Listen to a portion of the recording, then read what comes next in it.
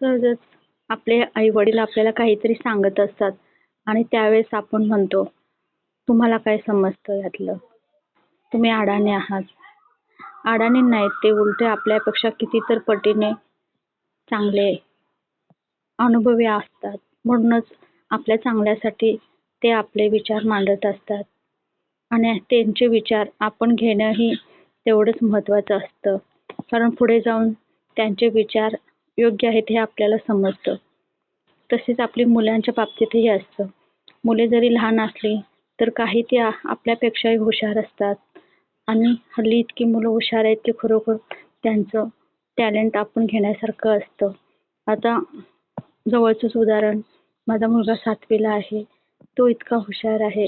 मी काय त्याचं जास्त असं कौतुक करत नाही. पण त्याचे विचार इतके म्हणजे काही घेण्यासारखे असतात, की मी ते घेतेही आणि माझ्या जीवनात त्याचे विचार ते फॉलो पण करते.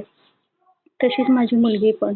तिचेही मी माझ्या लाईफमध्ये तिचेही मी विचार घेते आणि तेही काही मी फॉलो करते. असं करून आपल्याला अजून काही नॉलेज मिळतं आणि हे नॉलेज खरोखर घेण्यासारखं असतं. असं नाही की जुनी लोकांचे विचार त्या पूर्वीच्या काळचे आहेत म्हणून आपण सोडून देतो. पण त्यांचे विचारही खरोखरच घेण्यासारखे असतात आणि हल्ली जी काही मुले आहेत ना, खूपच हुशार आहेत. त्यांचं हे टॅलेंट घेण्यासारखं असतं आणि मी या सर्वांचंच टॅलेंट मी माझ्या लाईफमध्ये अवलंबते.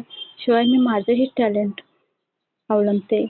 त्याच्यामुळं आपले एकत्र विचार असल्यामुळे खूप काही प्रगती होऊन जाते.